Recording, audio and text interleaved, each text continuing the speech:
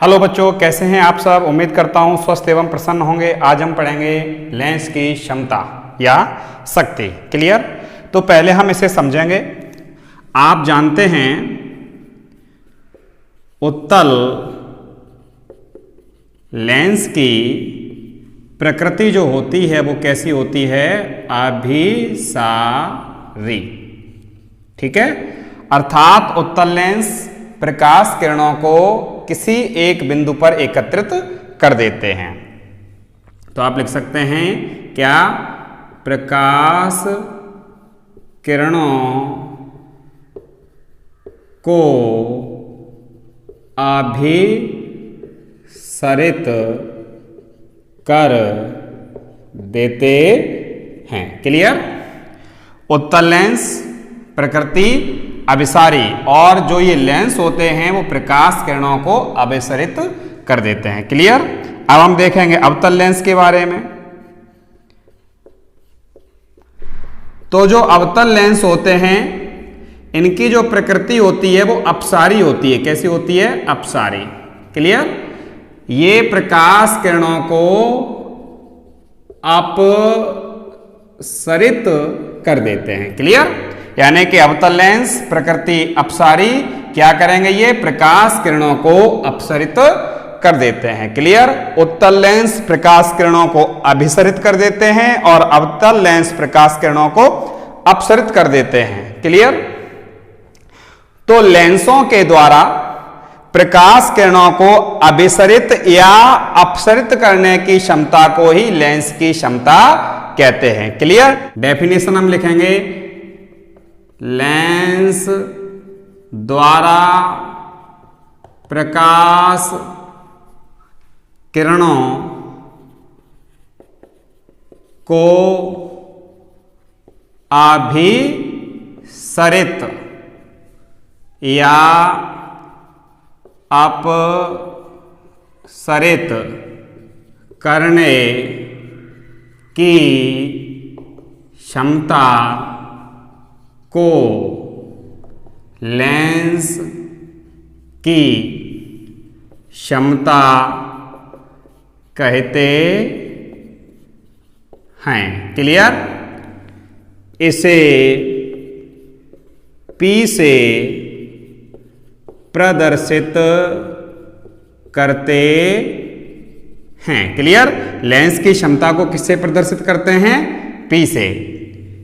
इसका मात्रक dioptre bracket में D, डायोप्टर का प्रतीक क्या है? D होता है। क्लियर। अब हम देखेंगे लेंस की क्षमता का व्यंजक। लेंस की क्षमता का सूत्र प्राप्त करने के लिए हमने कोई एक उत्तल लेंस लिया है जिसकी फोकस दूरी f है।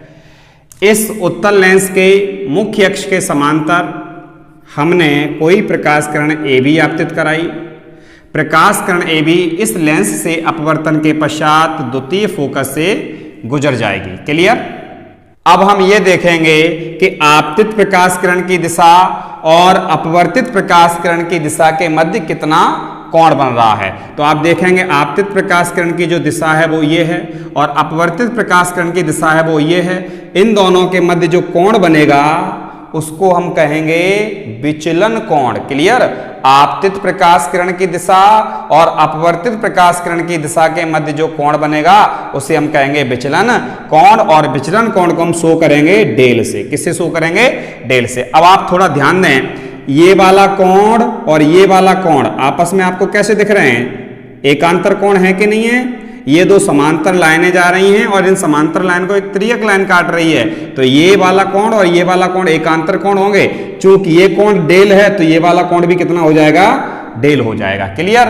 अब आप लिखेंगे क्या? चित्र से त्रिभुज BOF2 में कौन सा वाला त्रिभुज? BOF2। इस त्रिभुज में आप देखेंगे। क्लियर। तो हम मान के चलते हैं कि प्रकाशिक केंद्र O से पॉइंट B की जो दूरी है वो h है। क्या है? h है। क्लियर। और आपको O से लेके F2 तक की डिस्टेंस तो पता ही है, फोकस दूरी के बराबर है। तो आपको इस त्रिभुज में एक तो लंब पता है और एक आधार पता है। तो लंब और आधार में किस त्रिकोणमितीय अनुपात में संबंध होता है? tan में होता है, तो हम tan का यूज करेंगे। क्या हो जाएगा? tan डेल बराबर लंब की जगह क्या लिखोगे आप? OB, यही तो लंब है ना, OB। और आधार की जगह क्या लिखेंगे आप? OF2। क्लियर? अब आप देखें चित्र में O से लेके B की जो डिस्टेंस है वो क्या है? H है। O से लेके F2 तक की जो डिस्टेंस है वो क्या है? F है। तो आप लिख सकते हैं क्या? tan डेल बराबर H अपॉन F। क्लियर? अब हम मान के चलेंगे क्या? कंडीशन डाल दी, यदि डेल अल्प हो तब, यदि डेल अल्प हो तब। तो जब डेल की वैल्यू अल्प होगी तब आप लिख सकते हैं tan डेल बराबर डेल, क्योंकि मैंने आपको बताया है कि जब थीटा छोटा होता है तो साइन थीटा थीटा के बराबर हो जाता है, tan थीटा भी थीटा के बराबर हो जाता है, और कोस थीटा किसके बराबर हो जाता है? 1 के बराबर हो जाता है। आगे क्या हो जाएगा? अतः tan डेल की जगह आप क्या लिख देंगे? डेल, तो क्या हो जाएगा? डेल बराबर H अपॉन F। अब यहां से एक कंडीशन और डाल दीजिए आप, क्या? यदि H बराबर 1 मीटर, क्लियर, O से लेके B के बीच का जो डिस्टेंस है वो 1 मीटर हो तब आपका हो जाएगा डेल बराबर P। ठीक है? आपका जो विचलन कोण होगा वो ही लेंस की शक्ति के बराबर हो जाएगा। क्लियर? तो आपका सॉल्व होके क्या आएगा देखें, H की जगह आप 1 रख देंगे और डेल की जगह क्या रख देंगे? P। तो क्या हो जाएगा? P बराबर 1 अपॉन F।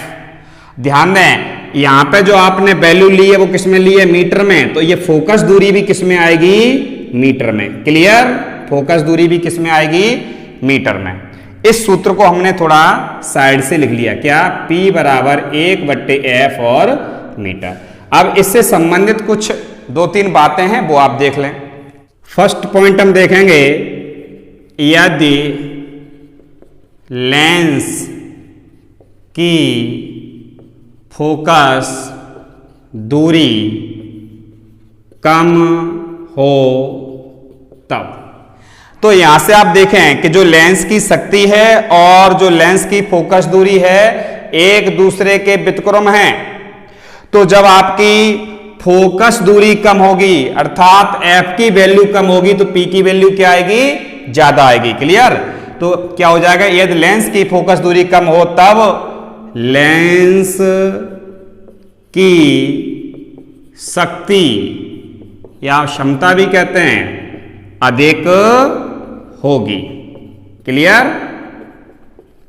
सेकंड पॉइंट हम देखेंगे, यदि लेंस की फोकस दूरी अधिक हो तब।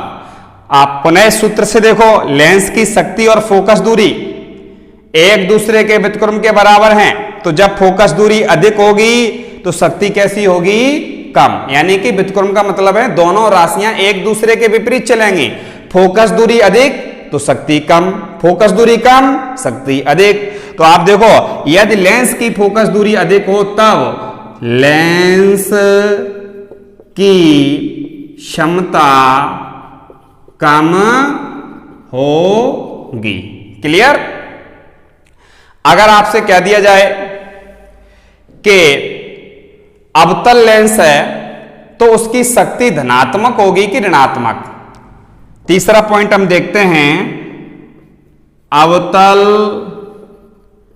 लेंस की शक्ति। क्या कहा मैंने आपसे? अवतल लेंस की शक्ति धनात्मक होगी कि ऋणात्मक? अब आप हमको ये बताओ, अवतल लेंस की फोकस दूरी धनात्मक होती है या ऋणात्मक? ऋणात्मक होती है ना। तो जब आप यहां पे फोकस दूरी नेगेटिव की रखोगे तो जो वैल्यू सॉल्व होके आएगी P की वो कैसी आएगी? नेगेटिव आएगी कि नहीं आएगी? इस ओर आपने वैल्यू किसकी रखी? नेगेटिव की। तो P की वैल्यू कैसी आएगी? नेगेटिव। नेगेटिव की फोकस दूरी आप क्यों रख रहे हैं? क्योंकि अवतल लेंस की फोकस दूरी नेगेटिव होती है। अवतल लेंस की शक्ति नेगेटिव होती है। क्लियर? फोर्थ पॉइंट, अवतल की जगह क्या हो जाएगा, उत्तल। उत्तल लेंस की शक्ति, चूंकि आप जानते हैं उत्तल लेंस की जो फोकस दूरी होती है वो पॉजिटिव होती है, और जब आप यहां पे वैल्यू पॉजिटिव रखेंगे तो पी की वैल्यू भी कैसी आएगी, पॉजिटिव। उत्तल लेंस की शक्ति पॉजिटिव होती है। क्लियर।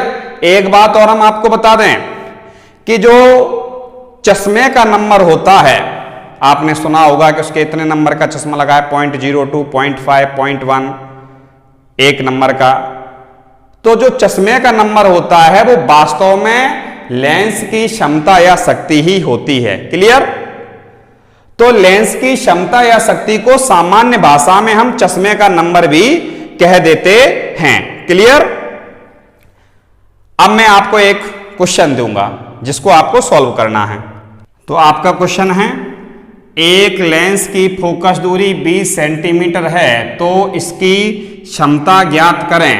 पहले क्या ज्ञात करनी है, लेंस की क्षमता, एवं लेंस उत्तल होगा या अवतल। साथ ही साथ आपको यह बताना है कि लेंस उत्तल है या अवतल है। क्लियर। उम्मीद करता हूं आपको जो भी मैंने पढ़ाया है वो समझ में आया होगा। धन्यवाद।